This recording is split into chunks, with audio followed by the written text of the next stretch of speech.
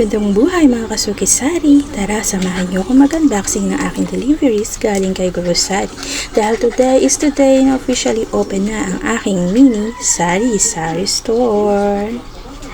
At this point guys, ay binibilang ko na nga kung ilan nga bang tumating na wash sugar sa akin para wala tayong mali, di po ba? So kailangan nating bilangin lahat. At ito na nga, na-set up na po natin. So, dito ko na po siya inilagay lahat-lahat. Ang aking pinamili. Kukunti pa lang yan guys at hindi pa naman po marami ang ating puhunan. Pero at least ay makakapag-umpisa na po tayo today. So, samahan niyo ko guys at itutur ko kayo sa aking mga inayos na paninda. So, mga basic needs po guys, yan ang unahin natin kapag gusto natin magsimula ng maliit na sari-sari store. So, ngayon ay bumili na rin po ako dyan ng Coke mismo Zesto at naayos ko na sila dyan sa loob ng ref. At this point guys, hapon na, saka lang dumating yung order ko galing kay Suki Grocer. So, si Suki Grocer parang grocery din siya. At ito nga, meron akong mga frozen fruits and vegetables. At ito na po guys, second day na.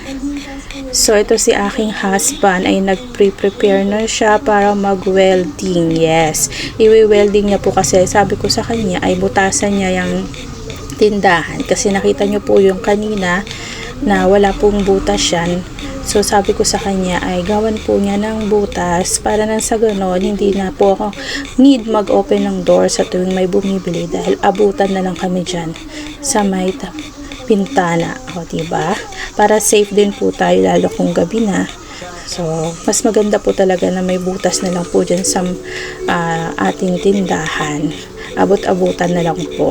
So, yan, inaasikaso muna niya ang pag-welding at ako naman ay nandito sa loob.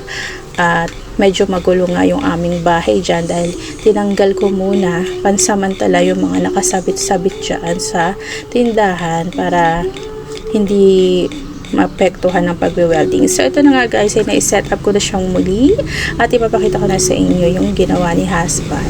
So, ayan guys, ginawa na po niya yung pintuan at medyo mahirap buksan. Ayan, nabuksan na natin.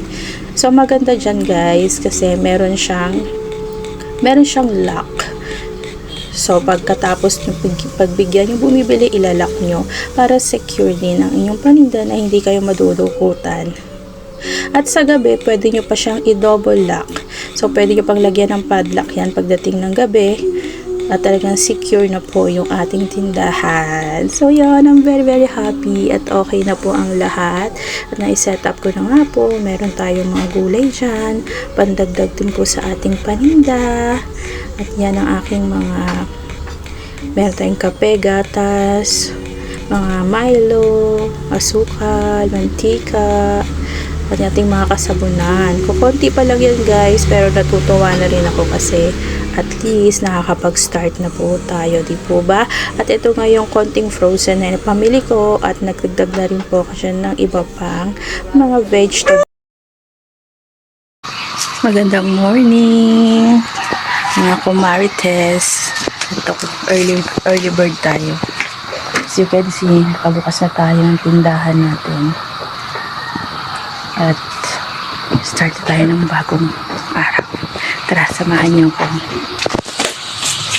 Hello, Kasukay Sari. Ito huling tayo ng aking bagong pa-deliver galing kay Suki Grocer. So, nagdagdag po ako dyan ng mga gulay-gulay, sibuyas, bawang, kamatis, kalamansi, yung mga basic needs para sa mga pagluluto natin. So, umabot ako dyan ng mga 546. So, free delivery na po yan guys. So, ayan, bilangin natin para alam natin kung magkano natin ito maibebenta ng tingian. Yun lang guys.